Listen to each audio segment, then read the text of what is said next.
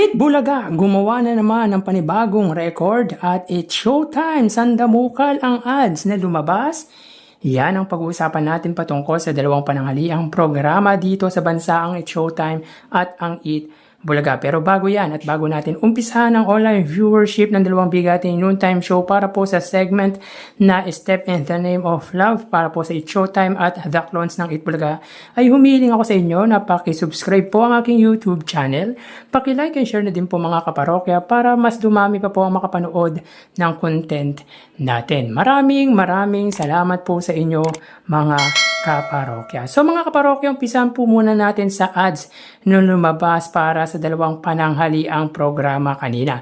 So para po sa It's Showtime, sila po ay may 202 TV ads. Again, ang It's Showtime po may 202 TV ads at ang Eat Bulaga naman po ay 35 TV ads. So kahapon po ang ads na lumabas sa It's Showtime ay 201, ngayon naman po ay 202 TV ads. So sa unang gap mga kaparokya, may 57 ads ang It's Showtime.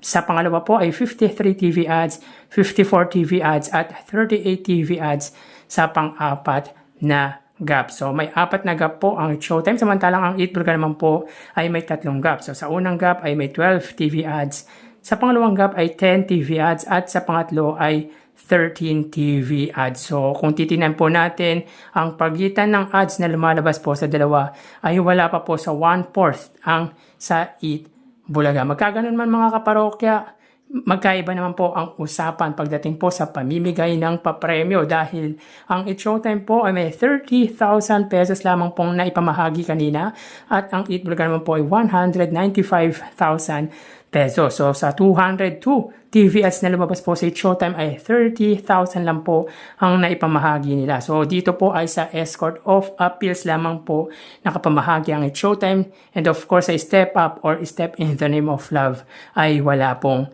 papremyong ibinahagi ang nasabing noontime show. Samantalang ang Eat Bulaga naman po 35,000 sa Pero Fee segment, 70,000 sa Sugod Bahay, 60,000 sa Gimme 5 at 30,000 sa The Clone. So kitang-kita po dito mga parokya, pagdating sa pamimigay ng papremyo ay angat na angat naman po ang noontime show ng Legendary Trio. Mas nararamdaman po ang papremyong ibinibigay ng Eat Bulaga kesa sa katapat na programa. So mapunta tayo mga kaparokya sa highest viewership na naabot po ng dalawang noontime shows kanina. So ang It's Showtime po ay may 104,000 highest viewership. Ito po ang pinakamataas na views na nakuha ng It's Showtime kaninang episode. Samantalang ang Eat Bulaga naman po ay 156,000 views. Meaning mga kaparokya ay na-break po nito ang record para po sa ordinaryong episode na 155,000. So pagdating po sa highest viewership ay angat po ng 52,000 views ang noontime show ng Legendary Trio. So talagang mas pinanood po pagdating sa kanilang main YouTube channel, ang YouTube channel nga po ng Eat Bulaga. So tara ating alamin ang online viewership ng dalawang bigating noontime shows. Para sa Eat Bulaga, under TVJ Facebook page na may 3.3 million followers at sa It's Showtime naman po na may 19 million followers. So sa oras na 2:04 PM, ang It's Showtime po ay may kasalukuyang segment na Step in the Name of Love. Samantalang ang Eat Bulaga naman po ay The Clones. So dito may kita po natin mga kaparokya na ang It's Showtime po ay may 4,200 viewers, samantalang ang Eat Bulaga naman po ay may 3,200 live viewers. Again, as of 2:05 PM, ang It's Showtime po ay may 4,200 viewers at ang Eat Bulaga naman po ay may 3,200 live viewers. So pagdating po sa Facebook Live ay angat po dito ang It's Showtime ng 1,000 viewers. So mapunta naman po tayo sa TV Network YouTube channel ng dalawang noontime show. So unahin po natin ang It's Showtime. Under po yan sa GMA Network YouTube channel na may 39.3 million subscribers. At para naman po sa Eat Bulaga, under TV5 YouTube channel na may 2.52 million subscribers. So sa oras na 2:05 PM, ang It's Showtime po sila ay may 26,000 viewers.